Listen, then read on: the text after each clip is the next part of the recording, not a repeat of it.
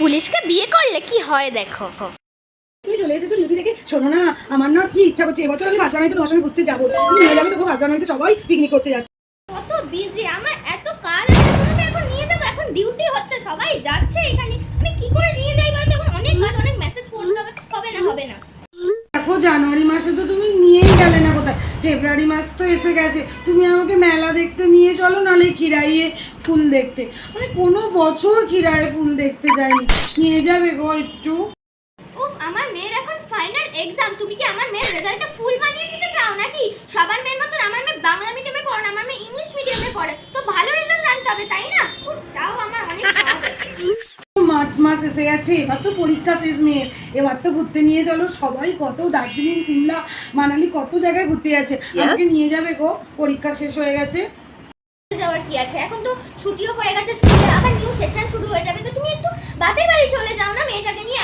এখন ঘরেও আছে অনেকদিন, মানে বোর হচ্ছে, তুমি চলে যাও। জানো তো এবার তো এপ্রিল মাস এসেছে আর চৈত্র সেল বাজারে। চলো না মেদিনীপুরে গিয়ে একটু কেনাকাটা করে আসি, কতদিন মেদিনীপুরে বাড়িতে যাইনি। যাবে? চলো না। এত ক্রাউডে তুমি এখন চৈত্র চলে যাবে আর আমাকে ছুটিও দেবে না। প্লিজ বলছি, যেও না, তুমি মলে কেনাকাটা করতে যাও আর আমার সঙ্গে যেও না, কারণ আমার কোনো সময় নেই, আমি নিয়ে যেতেই পারবো না। জানো তো মে মাসে, জানো তো জগন্নাথ মন্দির যে এপ্রিল মাসে উদ্বোধন হলো, আর মে মাসের গরমের ছুটিতে কিন্তু এবারে তোমাকে নিয়ে যেতেই হবে। সোয়ানি বলেছে আমি এবারে দীঘা যাবোই, তুমি যাবে তো প্লিজ? ভোটের ডিউটি, আমি বেরাবো ভোটের ডিউটির জন্য, তুমি বলছো মন্দিরে নিয়ে যেতে? সত্যি মাইরি, কেন যে তোমার সঙ্গে বিয়ে করেছিলাম এখন আমি ভাবছি। দেখো এবার কিন্তু জুন মাস এসে গেল, এবার তোমাকে রথ দেখতে নিয়ে যেতেই হবে। সোয়ানি কিন্তু প্রচন্ড রেগে যাচ্ছে, তুমি কোথাও ঘুরতে নিয়ে যাচ্ছ না। রথে কিন্তু জিলিপি পাঁপড় ভাজা খাবে, বাবার হাত ধরে ঘুরবে। একটু চলো না গো, রথ দেখতে যাবো এবছর, কিনে দেবো প্লিজ, চলো। দেখছি সময় হয় কিনা।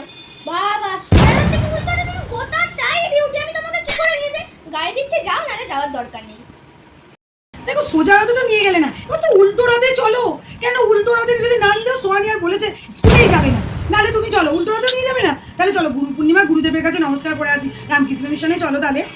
উফ, তুমি তো আগেই বলতে পারতে গরমের ছুটিতে, তো তখন নিয়ে চলে যেতে পারতাম। এখন কোনো টাইমই নেই, এখন উল্টো রাত, এখন মানে খুব টাইম নেই, মানে খুব টাইম শর্ট আর খুব বিজি আমি। না গো, যে রাখি পড়াতে যাব সবাইকে, আগস্টে জানো তো রাখি পূর্ণিমা, চলো না সবাই মিলে রাখি পড়াতে বাড়িতে যাই। ওয়েডনেসডে আসছে সামনে, আমি কি করে তোমাকে নিয়ে যাব তুমিই বলো। কারণ আমার এত কাজ, সব থানা সাজানো হচ্ছে, আমি কি করে নিয়ে যাব? তুমি যদি যেতে চাও আমার গাড়ি নিয়ে চলে যাও। আচ্ছা গাড়ি দিচ্ছি, ভাইয়ের বাড়ি চলে যাও রাখি। আর এখানে থাকে কি করবে, কাকে পড়াবে? জানো তো এবছর কেনাকাটা করতে যাবো, চলো। সেপ্টেম্বরে তো প্রচুর লোক কেনাকাটা করতে, অক্টোবরে পুজো, এবছর কিন্তু অনেকগুলো শাড়ি কিনবো, চলো না তুমি একটু বেছে দেবে। তুমি পাঁচ মিনিট আগে চালাচ্ছিলে, এখন ফোন করেছিলে না, ইম্পর্টেন্ট কল আছে, কারণ এখন প্যান্টেন সবকিছু সাজানো হচ্ছে পূজোর জন্য। তুমি বলছো কেন তোমার পুজো অনেক দেরি, তুমি তখন কিনতে যাবে। কেমন হয়েছে? চলো না আজকে ঠাকুর দেখতে যাবো, আজকে চলো না। যদি সময় হয় তাও হবে না, বুঝলে? তুমি না নিজেই চলে যাবে, বাপের বাড়িতে চলে যাবে, গাড়ি পাঠিয়ে দিচ্ছি, আর ওখানে গিয়ে ঠাকুর দেখো না, তোমার অনেক মাসি কাশি আছে, তো ওখানে গিয়ে দেখানোর সময়। দেখো অক্টোবর মাস গেল, এবার নভেম্বর মাস, কালী পুজো, মেয়েটাকে তো দুটো বাজি কিনতে নিয়ে চলো। মেয়েটার কদিন বাদে আবার জন্মদিন আসছে, তুমি কোনটায় যাবে ঠিক করো, কালী পুজো বাজি কিনতে না জন্মদিন? বিয়ে করেছিলাম, এখন ভাবি মাসে মাসেই বলো ঘুরতে নিয়ে যাও, এখন কালী পুজোয় থানার জামাইটা মিটু, তারপর নাহলে দেখা যাবে কখন ঘুরতে নিয়ে যাই। যাও বা, তুমি ডিউটি করেছি লাস্টে এলে মেয়ের জন্মদিনে, বিবাহবার্ষিকটা তো তুমি করলেই না। ডিসেম্বরে জানো তো 25শে ডিসেম্বরে ছুটি করবে, তুমি কেক কেটে একটু আমাদের চার্চে নিয়ে যাবে। এখন ঠান্ডায় সবসময় যে তোমাদের এত কোথায় ঘুরতে যাওয়ার ইচ্ছা আমার সত্যি মনে না থাকে না, মানে সত্যি। এখন মেয়েকে বলো ডেকোরেশন করে দিতে, একটা কেক এনে দেবো, ওরা কেকের ছবি তুলে নেবে, বাবা এত টাইম নেই আমার। এইভাবে আমাকে 14টা বছর বনবাসে রেখে দিয়েছে, আজ বাড়িতে আছে। ওর একদিন কি আমার একদিন, এর এস্তনা নাস্তা করবোই আমি। কি করে আমাকে কবে ঘুরতে নিয়ে যাবে? তুমি এসে গেছো? কিছু হয়েছে না তো? বসো বসো বসো। হ্যাঁ বলো। জানুয়ারি মাসে তুমি যে বলছিলে 5 জানুয়ারির সময় করতে যাবো, কত রকমের না অ্যাটাক হয়েছে ওখানে। তারপর ফেব্রুয়ারি মাসে তুমি বলছিলে খিরাইতে যাবে, তো জানো ওখানে সবাইকে লোক সামনে মারা গেছে জানো। আর মার্চ মাসে ট্রেনে যেতে যেতে হাড় চুরি হয়েছে, কত জন একদম গলা ছিঁড়ে নিয়ে চলে গেছে। জানলে এইসব? তুমি বলছিলে কাশ্মীর যাবে, এত বড় অ্যাটাক হলো, বুঝতে পারলে? এটা তোমাকে নিয়ে যাবো।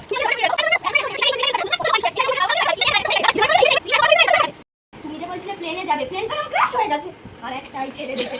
তুমি তো মেয়ে, তুমি কি বাঁচতে ভাবো? হ্যাঁ তুমি ঠিকই বলেছো, আমার হাতটাও চলে যেত, কোথায় আমি প্লেন থেকেও পড়ে যেতাম, দরকার নেই বাবা। বাবা, তার থেকে বাড়িতে থাকাই ভালো, বই পড়া, সারাদিন ঠাকুর দেবতার নাম করবো, এটাই আমার